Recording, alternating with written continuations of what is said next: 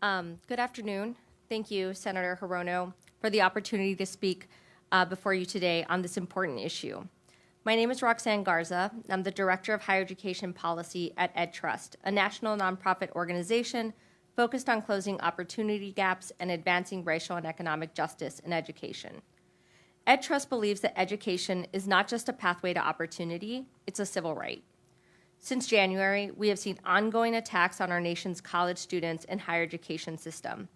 EdTrust has focused on working with partners to defend the students who are the most negatively impacted by these grant cancellations, funding cuts, and policy changes. Students of color, students from low-income backgrounds, English learners, and students with disabilities. This administration's withholding of funds has caused disruptions to vital programs. The new policies passed in the reconciliation bill will limit educational access and make student debt less manageable for borrowers.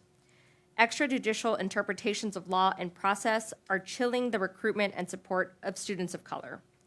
The draconian cuts proposed by both the President and House majority, if implemented, would hurt students and families across this country. It is imperative that we all stand together and push back on these threats to millions of students pursuing higher education. At present, there's roughly $410 billion taxpayer dollars that are being withheld by this administration. Of that number, roughly $2.3 billion are educational programs that have experienced unilateral termination of existing grants, the continued withholding of FY25 funds, or both. These actions, in addition to threatening Congress's constitutional power of the purse, are damaging to historically underserved students' ability to access affordable and high-quality education. Every program they freeze is another door slammed shut on students who worked hard to get where they are. The recent terminations of Title III and Title V grants for institutions serving students of color is especially pernicious, as is the delayed release and partial cancellation of funds for the C-Campus program that supports student parents, the freezing and canceling of funds to train and support teacher preparation and fund student support programs. These funding freezes and cancellations are reinforced by unpopular budget proposals which would gut the Department of Education and permanently terminate funding for many of the same programs they are crippling now. The Trump budget proposal would defund all the programs previously mentioned, in addition to slashing the maximum Pell Award and implementing a 15% overall cut to the federal education budget. The House proposal takes a very similar approach. These proposals don't just cut numbers, they cut opportunity, they kill dreams, and threaten our economic growth.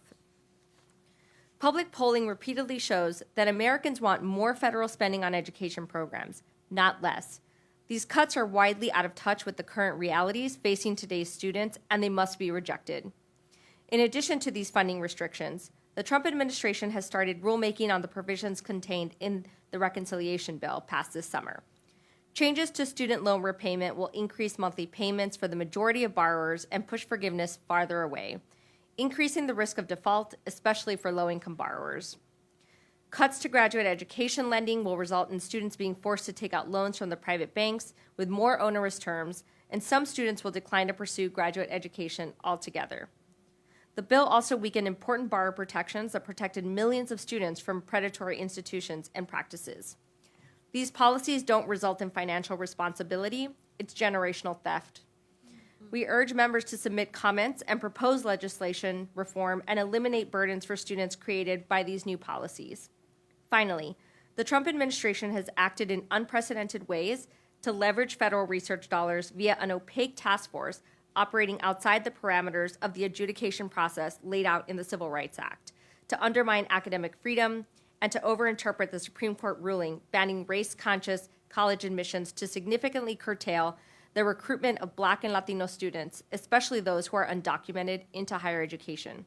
Students of color now make up 45% of student enrollment in college and universities.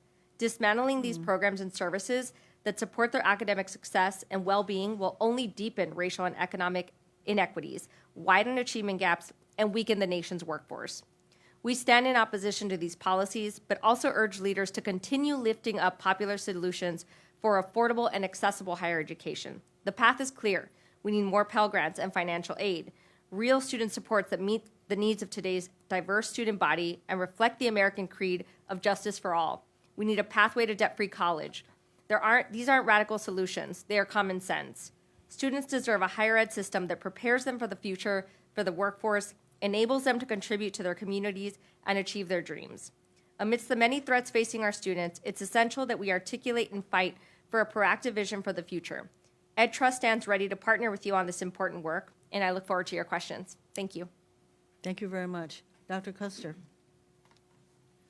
Good afternoon, Senator, and